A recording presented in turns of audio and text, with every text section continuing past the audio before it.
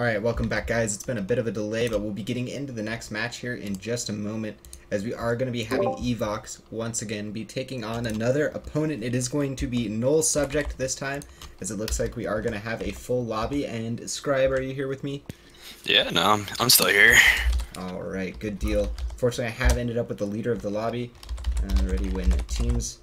Alright, so I'm going to have to go ahead and click that start button, but guys, I will go ahead and click that button as soon as both of the teams confirm, and we can get right into it, and we are going to be getting into the action of this match. And this is the first map before the quarterfinals, or sorry, not the first map, but the last map before the quarterfinals. So this is going to be the last of the best of one, so the team that goes ahead and wins here, good luck, have fun, is going to be going on into those coveted best of threes, making it a lot easier, of course, for you to make some mistakes, or a lot more affordable to make some mistakes as you can recover and win the next two maps if you lose the first one. But for right now, it is still going to be all in on the first map here on Hollywood. So we have seen, have we casted Hollywood today?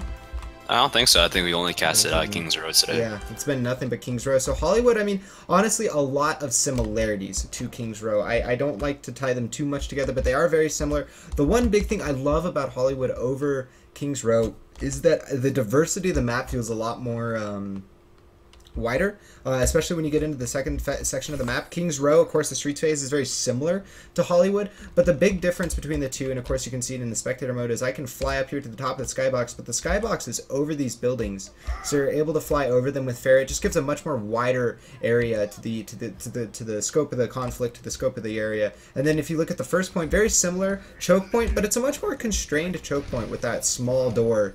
And so I guess, what are your opinions on this map and versus Kings Row, composition-wise?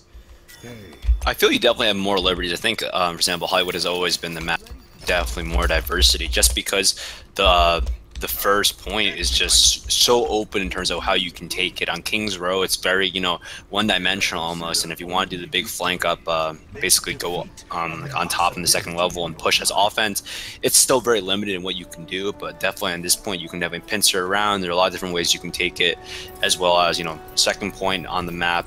You know, I think that that's a huge playground for a lot of teams in terms of getting that, you know, high-level dominance. And in a way, there are three different layers of that map and that point. Well, we'll be seeing what the offense can do here. It is going to be Evoks on the offense. They're going to be going up very aggressively, already on the point. Looks like the defense is all set up on the platform, something we can talk about in just a second, but it looks like it is going to be a defensive show, or offensive show right now, as Relay is getting a lot of damage out, getting that cleave from that Winston, getting in the background, creating that space for the Genji, and kill after kill cleaned up, though. It looked like Relay was the one able to get credit for that, but that was very interesting there, Scribe. Now, normally, I was a big proponent of the soldier setup on Cafe. I still think it's something that can be run very normally on this map, even in this current meta, but that was really interesting from the defense, all setting up on that high platform right there. Yeah, honestly, it doesn't really make sense in what their, I guess, their game plan was trying to stall it out, because when you're up there, you give free access to the site, you're not really pressuring anything, especially if they don't rush like towards that left side and try to get the pincer off. So what they basically managed to do is give them the site, and then when they jump down, positioning from the Reinhardt basically exposed his back to Evoks, and Zaryan was instantly bursted down. And from there, you know, especially if you're playing against a bunch of Genjis and a lot of fast-moving characters, you kind of, you know, you end up getting taken for granted. And they are going to be pushing here pretty aggressively. That's going to be the Dragon Blade. I think Nesh is going to be able to get quite a bit done here. He's already gotten 2 kills, and that's a good sign for a good Dragon Blade, as Relay and Vainless are going to go ahead and take 2 more, and the rest of the offense going to initiate out here and clean up the remaining defending members. Not sure if we'll get the team kill horn, but it will go ahead and be a team kill nonetheless.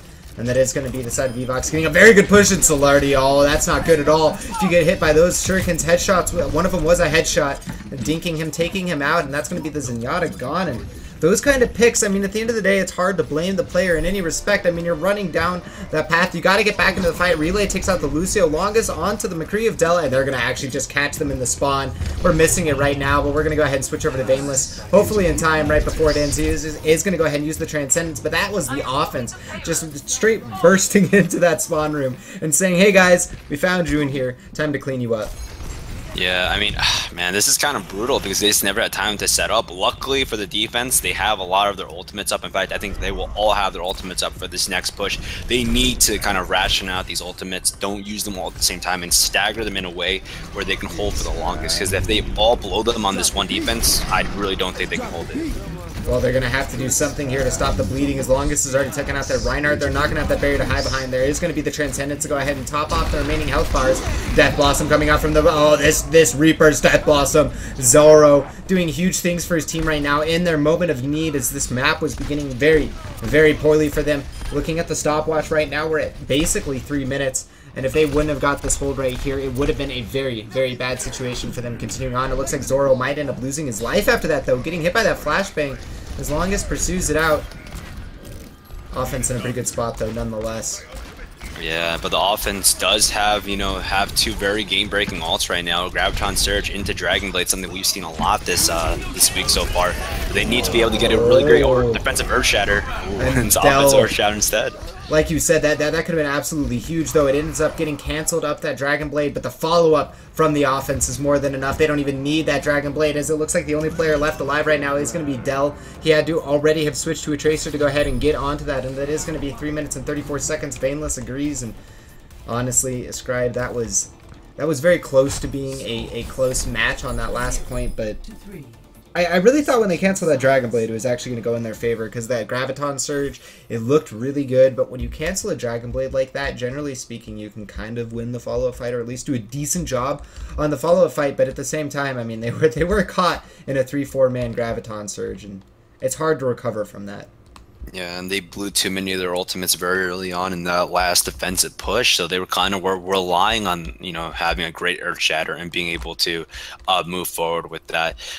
Just as a small thing is I feel like, you know, some of these teams aren't really thinking about stalling out the points so much. I think a lot of teams are just looking for the insta take, which is where that kind of all snowballed from, was being on that high ground, thinking, hey, like... I guess the idea in their head was, you know, if we can take this high ground, we can punish them through the arch. But instead, they ran straight through computer room, and then it just kind of caught them off guard. I feel like they weren't expecting it really, and they had no, like, you know, defensive answer to it. But right now, hopefully, you know, we'll probably see a little more stable of a setup from Evoks, and hopefully, you know, something that's going to be targeted towards stalling out the battle a lot more, rather than I guess pushing forward and trying to catch the other team off guard. So on that subject, I mean, would you like to be seeing a Junkrat? I mean, at the end of the day, I think Symmetra is the one hero that... Symmetra, Torbjorn, you don't really want to see if you're just going to be going for stall. You want to be picking them if you're going for the all-in on that offense, or on that defense. So, I mean, is Junkrat a hero that is better in a stall situation? Because honestly, we don't see Junkrat that much, and I think Hollywood is a map where you can still see him being played.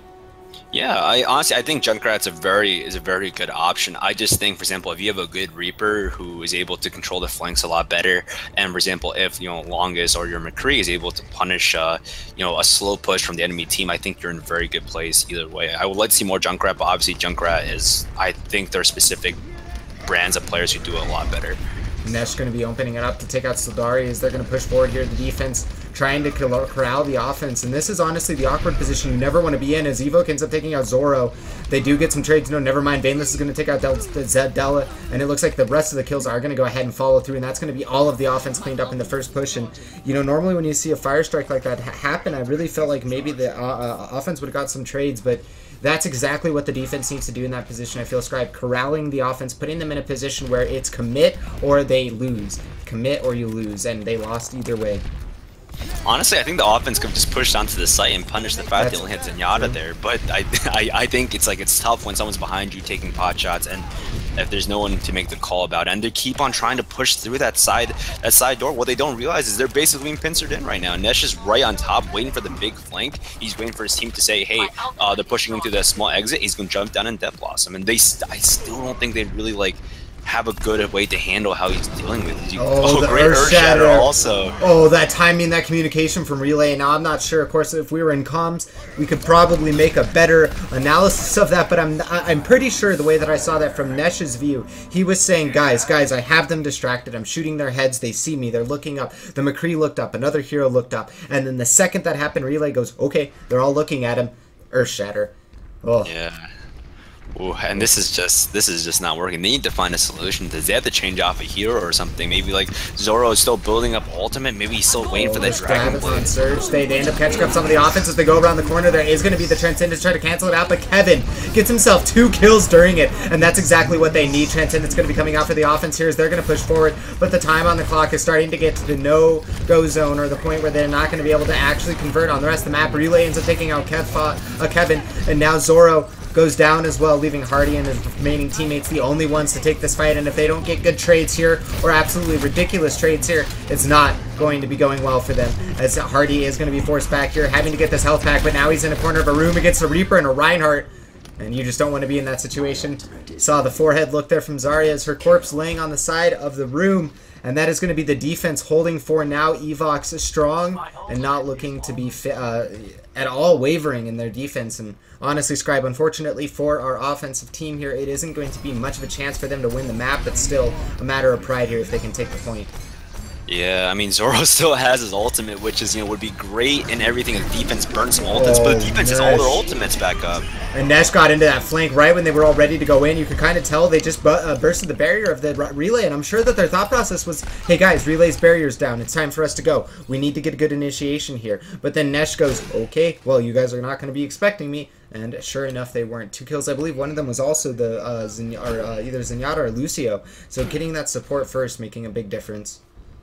Yeah, and like right now, I mean, it's kind of hard if you're on the offense right now. Nothing has been working. Maybe you should change to something a little earlier. They're playing a very defensive setup right now, and they're really hoping that their McCree can get some kills. The only problem is that Evoks is punishing the fact they're playing very safe. Nesh, this is the 2nd or 3rd time Nesh has gone to the flank and wraithed out and stayed safe. And even now on the top level, you can kind of see Relay, getting ready for the big flank as well. They're mainly just forcing them to say, hey, engage on us. We're basically waiting for you to do it, knowing that, on offense right now, they don't have a very offensive composition. And like hyenas surrounding the prey, Evoks waits for the initiation to go out. Longest is going to take out Deli. That's going to be a 5-man Earth Shatter. And to punctuate your point, Scribe, it looks like Evoks is going to be able to clean this fight up very easily. Only the Transcendence being the remaining hero. Of course, that Zenyatta is going to be the one using that, but he is going to go down. Mei being switched to in the end, but that's not going to help your team, and it looks like Evoks is going to have a convincing win here in the round of 16, and I gotta agree with you, and that's a hard situation. I mean, I kind of like the phrasing that came to mind there. It definitely felt like hyenas. It definitely felt like Nesh was just surrounding his prey, waiting for that opportunity, and the offense, well, they were awkward about it. They were like, well, we know they're going to jump on us, and that's kind of hard. I mean, I guess leave that as a question towards you. You're their captain, or you're their coach, analyst, whatever, in their shoes, and you're giving them the VOD review. What do you say to help break that? Because that's hard to deal with as a player. You're in that spot mentally where you're like, I don't want to lose the fight. I want to win the fight, but they're in position. They're ready to take the fight. I mean, is it just you just got to go? You got to stop. Being so indecisive. You just got to commit, or is there another way that you think is a better way to think about it?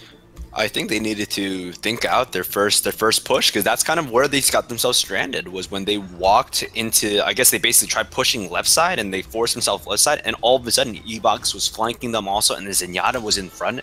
They need to make that call instantaneously. Hey, we only see 5 guys behind us. Can we amp it up a Lucio, get that speed boost onto the site and take advantage of that? Because right now I basically only saw Zenyatta on the site, and that should be a clear call. Hey guys, get onto the site, kill the Zenyatta, and all of a sudden it's 6v5. It's a little better in our situation.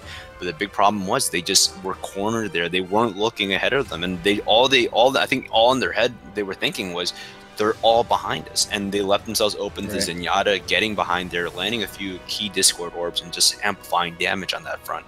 They needed to kind of think about that more, think about more of an execute, because the problem was, Genji is great, but at the same time, Genji is good as a flanker when you can keep their backline busy as the rest of your team slow pushes onto the site. The fact they funneled everyone there means that they take away one of Genji's biggest strength, which is the fact he's so mobile, and forces the enemy DPS and backline to focus him, drawing their attention off from the main push. So maybe they could have thought about pincering more. Maybe they could have thought about, hey, is there a way we can guarantee high ground control with the Diva instead of running, Zarya, Reinhardt? There's a lot of different options they can go for in that case. And maybe they practice one specific composition and they say, well, we only really feel comfortable with this one, and they just got hard countered. But at the end of the day, I mean, I wouldn't as if I was them, I wouldn't think about it too hard. I honestly, that's just maybe just getting outplayed, but also it's a very key lesson to learn at the end of the day. Just saying like, Right. hey, well, this didn't work. Is there another opportunity that we And can once take? you and once you do learn, it is one that, like, I feel like when they go back and watch this VOD, I mean, when you said that, I felt like I had a similar eureka moment. I mean, in the moment, in the zone, you're right. It's hard. There's data, pressure, situation, stuff, all of this emotions going on in your head to be able to step back and think clearly. Like, you know, we're supposed to do as casters, we're supposed to, in some ways, devoid of emotions except for the hype, and just look at the essence of the game, look at what the players are doing, and see it in that purity. But it's hard for as a player to be able to dial out and do that and still perform. I mean, that's where the dichotomy comes. You need to be able to get into that flow, get into those emotions, get into that data, and actually just go with what feels right, go with your gut, go with those instincts, and play well. But you know, going back and looking at it, you know, you're right 100%. If they just would have turned around and said, well, guys, they're behind us, that means they're not on the point. And you know, but it's very hard. I definitely have to agree with you there and echo that it's hard to step out of the game and have that moment of thought, that moment of transcendence, I guess, for the pun, lack of a better way, but transcending to that point to say, you know, if this is true, then the follow up, the step 2, the step 3 logic is also true, and that we can take advantage of that. Yeah, no, for sure. And I think I don't know. I think that's something with newer teams when they are confronted with, like, and then this is kind of another thing also, is like mentality wise, they just got rolled on defense. So their mentality is, hey, we have to take this site immediately. We have to go push forward, and you know, and if you want to stay relevant or stay in this game, we need to take this site instantaneously, which is probably their logic. Their logic isn't thinking, well, what's the better, most optimal option here? And a lot of teams probably don't think about in that specific vein of thought.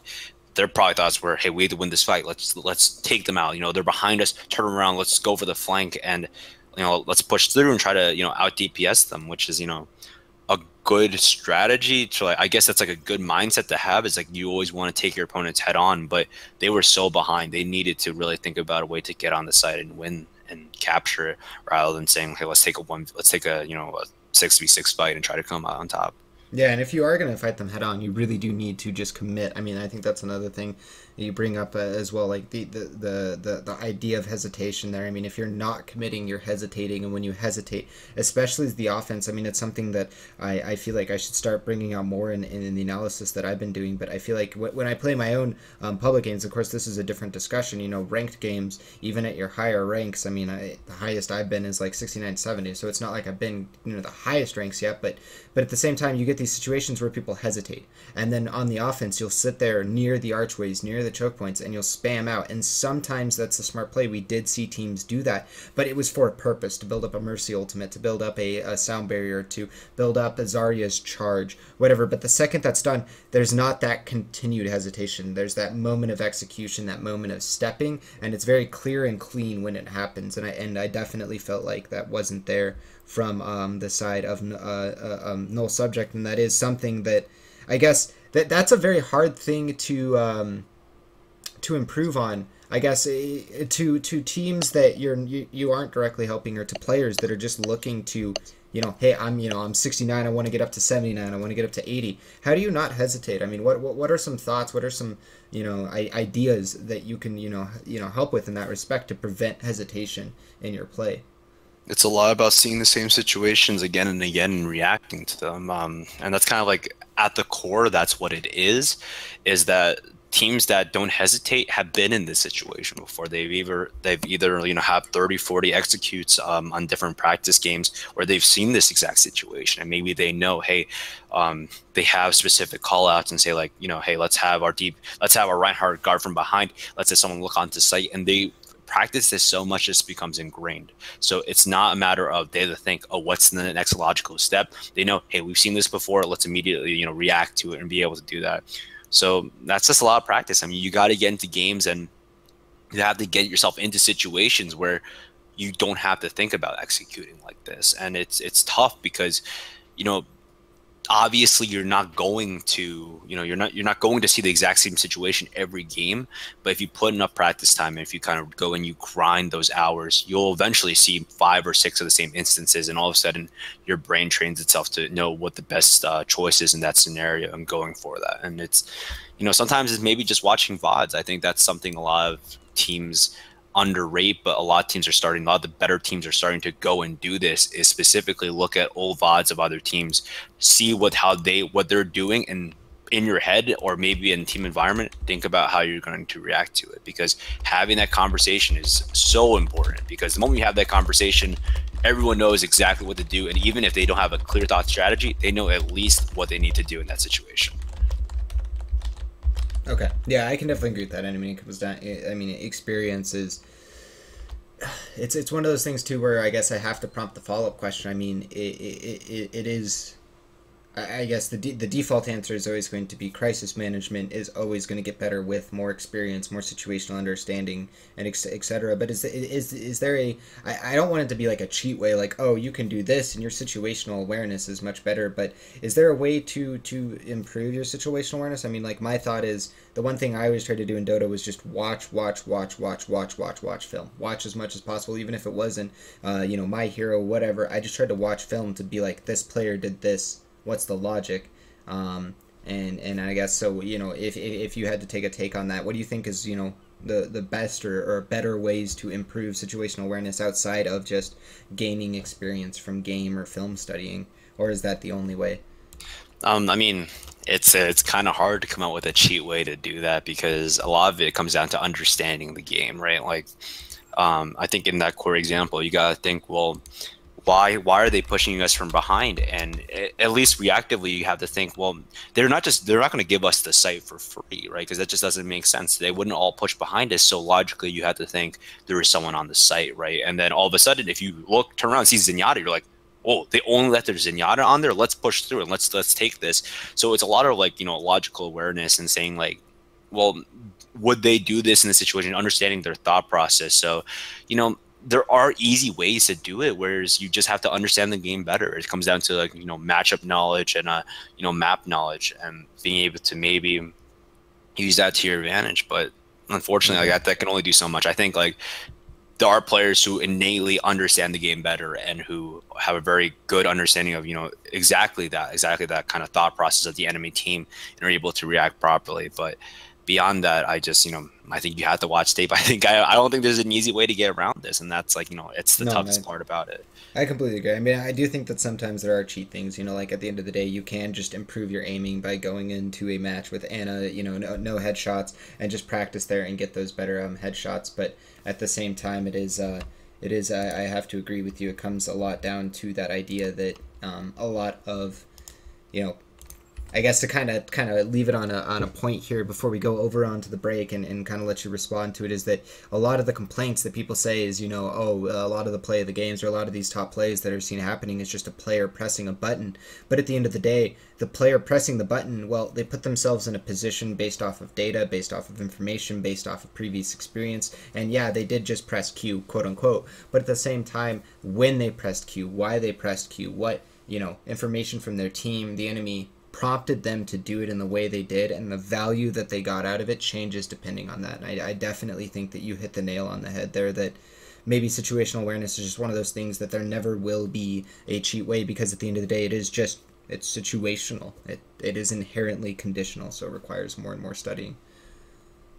Yeah, no, I agree. It's funny because everyone complains about, hey, like, that McCree got like a 5-man kill just for pressing Q. I pressed Q like hundreds of times this game, and I probably wouldn't get a 5-man kill. Like it's just so many factors in there as well. Like, is he calculating when the Reinhardt's going to put his shield down, the positions of everyone? Maybe it's a specific control scenario, and he knows that they're going to go contest the point, so he pops that early and is able to get the opportunity where everyone jumps in to get that, that full charge. So it's not just, hey, this guy's pressing Q and is getting a 5 kill, and also that's play the game. Like it's a lot more factors than that, and maybe it is. Maybe at the end of the day, the guy just gets lucky and is able to sneak behind the enemy team and get a quintuple kill off of that. But if you in 80% or like close to 80 to 90% of scenarios, it is because of the way it's set up that he's able to get himself in the position to do all that. Right. Well, I mean, yeah, at the end of the day, you can't rely on luck. And that is one interesting thing, too. I mean, that's another subject we can bring up here in the future, so I'll go ahead and leave that aside. It was something to think on for the viewers and you, is that there really isn't much RNG at all in in Overwatch. In a lot of the other games in the esports scene, I mean, CSGO is the one without, but there's not a lot of RNG at all. Now I'm just trying to think, what RNG is in this game? Well, if we're playing on 60 tick, I guess there's not much RNG. Right, there's there's the 20 tick Roadhog RNG, which is 50-50 on whether he hooks you through the wall or not. But I mean, there obviously is RNG, right? Because you can basically spam your clicks, and depending on the movement of the other player, you can just so happen to hit someone and gain X amount of ultimate charge, right? So there is like some layer of RNG where, you know, depending on like, I guess like how the enemy team reacts, like you can only, I guess there's no RNG from your side, right? You can only do so much. But let's say you're like jiggle peeking like Junkrat, where you're kind of just like firing, you know, like your autos off of walls and they're bouncing and just so happen to bounce and hit someone and you gain a lot of ultimate charge or something like that. You know, that could be, that's like some sort of RNG. Like you're not really aiming for, you're just hoping they step into it. But in terms of like actual definition of RNG, there's very little. Yeah, there's no. McCree has a 25% chance to stun whenever he throws this. He hits it. Yeah, no, but I definitely agree with that. That's something I didn't initially think about either, is that the RNG of different players. But yeah, it isn't explicitly built into the game engine. But on that note, guys, we will be going ahead and sending it over to the music. I hope you guys enjoy the overtalk and some of the discussion that we're having. If you guys have any thoughts, ideas, and suggestions on when we'll on what we could talk about, whether or just the production, casting, commentary in general, please do let us know in chat. As of course we are always looking to improve. At the end of this chat, we will be getting the next match as soon as possible. I'm not sure if we'll be going into the round of 8 between Reason Gaming and Enro. I am in contact with the admins and the players. We'll figure this out, guys, and so we get you guys the next match as soon as possible. But at the same time, we want to make sure that we get a consistency going, so we're getting into match after match after match. So I'll be figuring that out as soon as possible. But at the same time, like I said, any feedback, any ideas, always helpful, always appreciated. If you guys want to shoot those specifically to us individually, you have any thoughts for Scribe, you guys can go ahead and send that over to his Twitter at Scribe with a 1 instead of an I. OW, Scribe OW. You guys can follow him over there and let him know what you think about his casting, as well as me, RaptorZ OW. I definitely speak for myself, and I know Scribe feels very similar. That feedback is always helpful, guys. Any thoughts, suggestions? At the end of the day, it's the only way for us to improve is to hear what you guys have to say, what you guys think is you know, good or bad, whatever, and so that we can take that feedback and honestly evaluate it and improve ourselves. In addition to that, I want to say thank you to ESL. Of course, they are hosting this event and providing €150 for these teams. Winner takes all. So we will be going on to that. It is the quarterfinals, guys. Next up after this, or quarterfinals is now, then semifinals is after that, and then it is winners take all finals. So in 2 more series, we will be giving away €150 to one team. From here on out, it is all going to be best of 3s, and then the finals is a best of 5. If you guys want more information on ESL events, you can follow at ESL Overwatch on Twitter, as they do tweet about the Atlantic Showdown, the NA Go4 series, and as well as the King of the Hill series that they just started up. Outside of that, guys, thank you so much for tuning in. Definitely get out on social media and let people know about this event, let people know about this stream, as that's the best way that you guys can help outside of following and helping get the word out there. But that does it for now, as we'll be getting into the next match of Evoks versus To Be Decided, unless that changes, and we'll be going over to Enro versus Reason. But until then, guys, keep you updated and let you know. Again, you guys are absolutely amazing. Thank you so much for tuning in, and we will get this figured out as soon as possible.